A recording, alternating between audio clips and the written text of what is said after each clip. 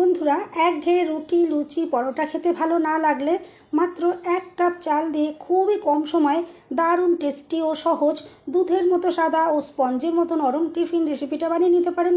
তৈরি করা ভীষণই সহজ, বাড়ির বাচ্চা থেকে বড় প্রত্যেকের এটা খুবই পছন্দ হবে। সম্পূর্ণ ভিডিওটা দেখার অনুরোধ রইল।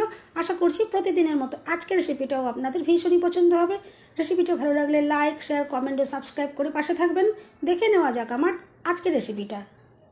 নমস্কার বন্ধুরা, আমি পাপড়ি পদ্মাবতী ফুড ক্রিয়েশনে আপনাদের সবাইকে স্বাগত। আজকে টিফিন রেসিপিটা তৈরি করার জন্য প্রথমেই আমি এখানে নিয়ে নিয়েছি 1 কাপ চাল। আর আমি এটা আতপ চাল ব্যবহার করেছি। আপনারা চাইলে নর্মাল ঘরে যে ভাতের চাল থাকে সেটা দিয়েও কিন্তু তৈরি করে নিতে পারেন।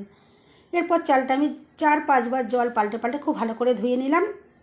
চালটা দেখুন ধোয়া হয়ে গেছে। এরপর আমি এখানে কিছুটা পরিমাণে জল দিয়ে দিচ্ছি আর এটা চাপা দিয়ে রেখে দেবো 3 ঘন্টার জন্য। যেহেতু আতপ চাল, এটা কিন্তু খুব কম সময়ের মধ্যেই নরম হয়ে যাবে। এরপর আমি 3 ঘন্টা পর আপনাদেরকে দেখাই। দেখুন চালটা কিন্তু খুব সুন্দরভাবে নরম হয়ে গেছে। এভাবে দেখুন চালটা ভেঙে যাচ্ছে, দেখেই বুঝতে পারছেন। এরপর আমি এই জলটা ফেলে দিচ্ছি আর নিয়ে নেবো একটা মিক্সি জার। মিক্সি জারের মধ্যে প্রথমেই আমি এখানে দিয়ে দিচ্ছি 3 চামচ মতো তৈরি করা ভাত। আমি দুপুরের যেটা রান্না করেছিলাম আমি এটা বিকেলে এখন ইউজ করলাম।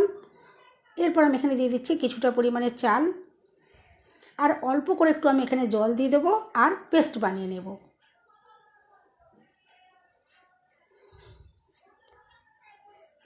এভাবে দেখুন আমি একটু পেস্ট বানিয়ে নিলাম। সমস্ত চালটা এভাবে পেস্ট করা হয়ে গেল। এরপর মিক্সিটা ধুয়েও আমি জলটা একটু এভাবে দিয়ে দিলাম, যেহেতু জারের ভেতর অনেকটাই লেগেছিল। এরপর দিয়ে দিচ্ছি 1 চামচ চিনি আর দিয়ে দিচ্ছি 1 চামচ ড্রাই ইস্ট। আর যে সকল বন্ধুরা ড্রাই ইস্ট দিয়ে করবেন না বা ঘরে ড্রাই ইস্ট নেই, আপনারা এখানে কি দিয়ে তৈরি করবেন সেটাও আমি আপনাদেরকে পরে বলে দিচ্ছি। এরপর দেখুন আমি এভাবে একটু মিশিয়ে নিচ্ছি। খুব ভালো করে একটু মিশিয়ে নিতে হবে। এভাবে দেখুন আমি একটা চামচ দিয়ে ভালো করে নাড়াচাড়া করে মিশ্রণটার সাথে এগুলো সব মিশিয়ে নিচ্ছি। আর এভাবেই একটা মিশ্রণ এভাবে রেডি করে নিতে হবে। আর ব্যাটারের ঘনত্বটা কিন্তু ঠিক এরকমই রাখতে হবে, খুব একটা গাঢ় নয়, খুব একটা পাতলাও নয়। আমি আপনাদেরকে দেখিয়েও দিচ্ছি কীরকম ধরনের এখানে ব্যাটারটা রেডি করতে হবে। আপনারা খুব সহজেই বুঝতে পারবেন যে কীভাবে বুঝবেন, আমি সেটাও আপনাদেরকে দেখিয়ে দিচ্ছি।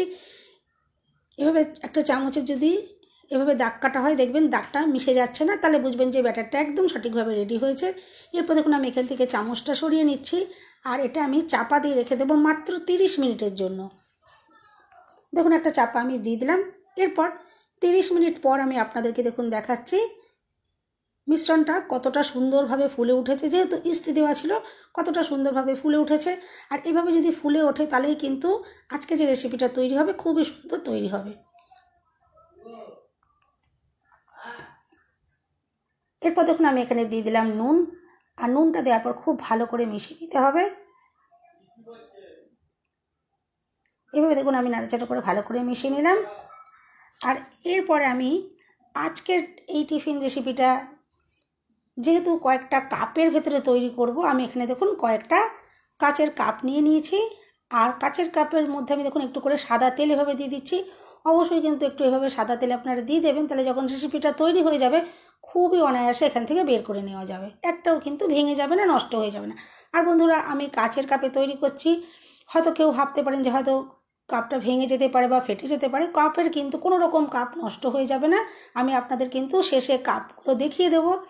অবশ্যই আপনারা সম্পূর্ণ ভিডিওটা দেখতে থাকুন, আমি আশা করছি ভীষণ ভালো লাগবে। দেখুন প্রত্যেকটা কাপের ভেতরে এভাবে তেল আমি মাখিয়ে নিলাম। আর যে সকল বন্ধুরা ইস্ট না দিয়ে করবেন, তারা এই কাপগুলো যখন তেল ব্রাশ করা হয়ে যাবে, তারপরে আপনারা যে মিশ্রণটা আমি রেডি করে রেখেছি ইস্ট দিয়ে, ওই মিশ্রণের মধ্যে 1 প্যাকেট ইনো মিশিয়ে দেবেন। দেখুন কাপগুলো ব্রাশ করা হয়ে গেছে তেল দিয়ে। আর ঠিক এই সময়তে এই জায়গাতেই কিন্তু আপনারা 1 প্যাকেট ইনো মিশিয়ে নেবেন ব্যাটারের সাথে। আর তারপরে এভাবে কাপের ভেতর দিয়ে দিতে হবে, কারণ ইনো মিশিয়ে দেওয়ার পরে কিন্তু আর বেশিক্ষণ ওয়েট করা যাবে না। ইনো মিশিয়ে কিন্তু ব্যাটারটাকে আর ফেলে রাখা যাবে না, সঙ্গে সঙ্গে কিন্তু তৈরি করে নিতে হবে। এই জন্য যে সকল বন্ধুরা ইনো দিয়ে করবেন তারা সবার শেষে ইনোটা ব্যবহার করবেন।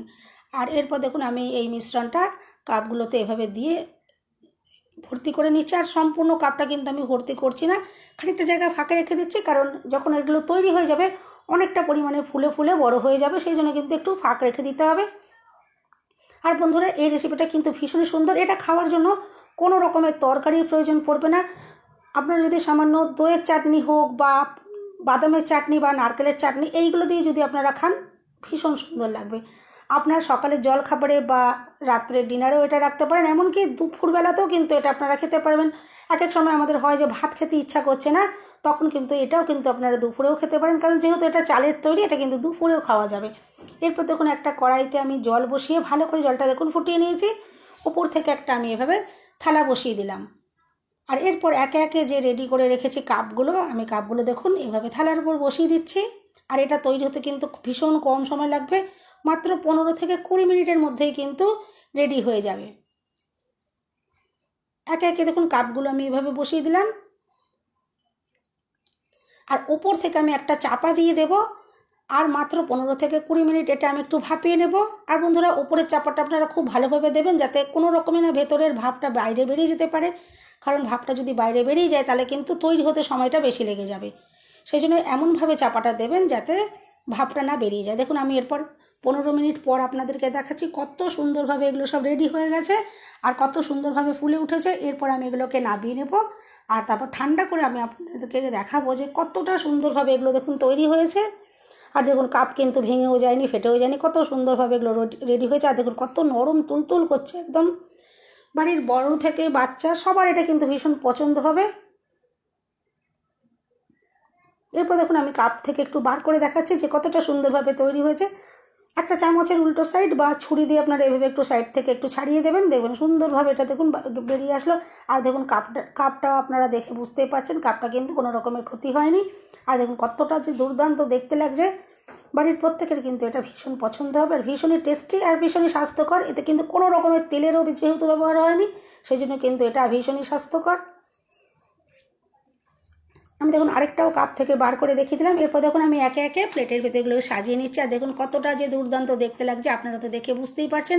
এরপর আমি এখান থেকে আপনাদেরকে কেটেও দেখাবো যে কতটা সুন্দরভাবে এটা তৈরি হয়েছে।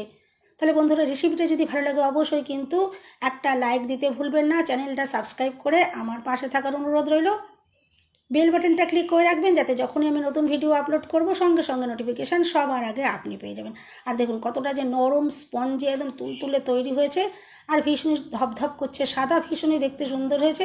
অবশ্যই আপনারা বাড়িতে এভাবে একবার ট্রাই করে দেখতে পারেন। আমি আশা করছি আপনাদের এই রেসিপিটা খুবই পছন্দ হবে। আর দেখুন এরপর আমি আপনাদেরকে এখান থেকে ভেঙে দেখাবো, দেখবেন এটা কতটা যে দুর্দান্তভাবে তৈরি হয়েছে। দেখুন আমি একটা ছুরি নিয়ে নিচ্ছি, এভাবে কাটছি, কাটাটা দেখেই কিন্তু আপনারা বুঝতে পারছেন যে এটা কতটা সুন্দর নরম তুলতুলে তৈরি হয়েছে। অবশ্যই কিন্তু এভাবে একবার বাড়িতে ট্রাই করে দেখতে পারেন, আমি আশা করছি খুব পছন্দ হবে। সবাই সুস্থ থাকবেন, ভালো থাকবেন, দেখা হবে নেক্সট ভিডিওতে। ভিডিওটা শেষ পর্যন্ত দেখার জন্য সবাইকে রইল অসংখ্য অসংখ্য ধন্যবাদ।